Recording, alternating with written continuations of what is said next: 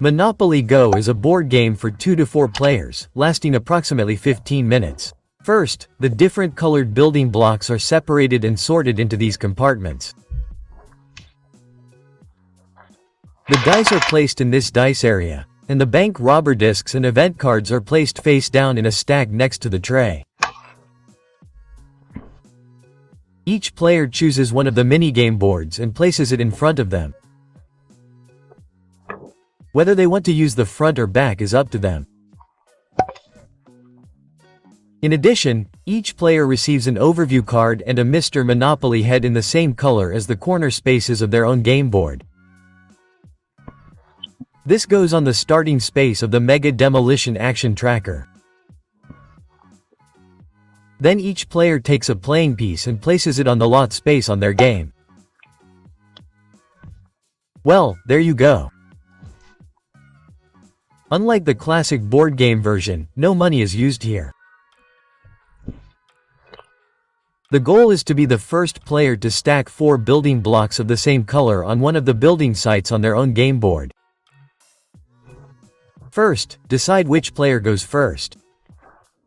To do this, each player rolls the die of their color, starting with the highest roll. Then play continues clockwise. The player whose turn it is rolls all dice into the dice area. Now all players simultaneously move their playing piece clockwise along their own game board according to the number on their number die. Depending on which space they have landed on, different actions must be carried out. After that, the current round is over and the next player in clockwise direction rolls all dice again. Whenever you land with your playing piece on a colored space, you take the building block of the same color from the tray and place it on one of the 4 building sites on the game board.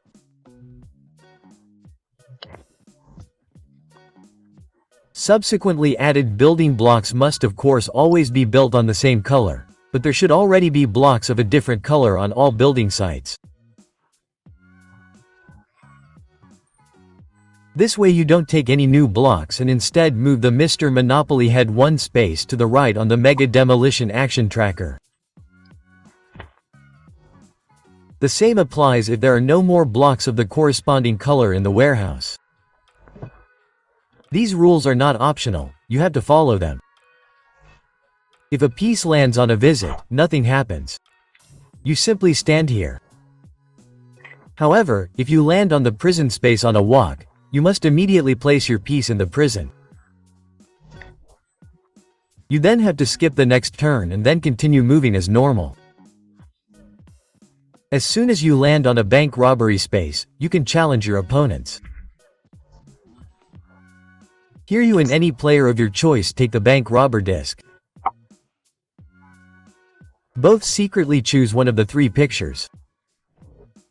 Then you count to 3 and both show their chosen pictures. If both choose the same picture, the bank robbery is successful. Here you take a block from your opponent's game board and place it on your own building space on the game board. However, if different symbols were chosen here, the bank robbery fails and your turn is over. If you land on the demolition space with your playing piece, you can trigger a demolition for a favorite player. You then take a block from their game board and place it back on the tray. If you land on free parking, nothing happens. Whenever a playing piece lands on the lot space, you can choose between different actions. You can either take a building block of any color from the tray and place it on one of the building sites. Alternatively, you can attempt a bank robbery or trigger a demolition. If you land on the event space, you take any of the event tiles that are face down next to the game board. There are 4 different types of event tiles. The money bag is used immediately. This allows you to take a building block of any color from the tray and place it on your own building sites. However, if you can no longer build, the event tile is placed at the bottom of the stack. The lot button can be saved for later use. It allows you to choose one of the 3 actions that you can perform on the start space. So take a building block, a bank robbery car, or a demolition vehicle. Mr. Monopoly can also be saved for later use.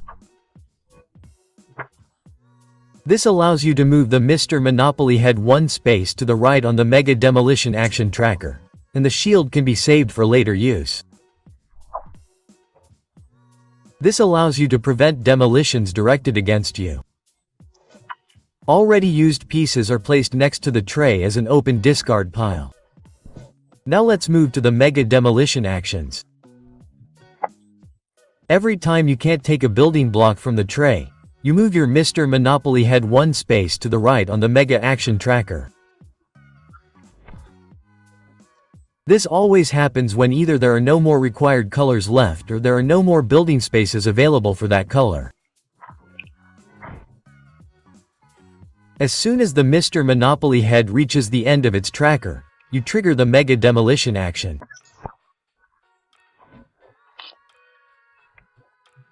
Here you choose any block color, and all other players must immediately return all blocks of that color on their game board to the tray. Here, for example, red is required. The game ends as soon as the first building is constructed. To construct a building, players must stack 4 blocks of the same color onto one of their own building sites on their game board. This means that a building consists of 4 parts. The first player to do this wins.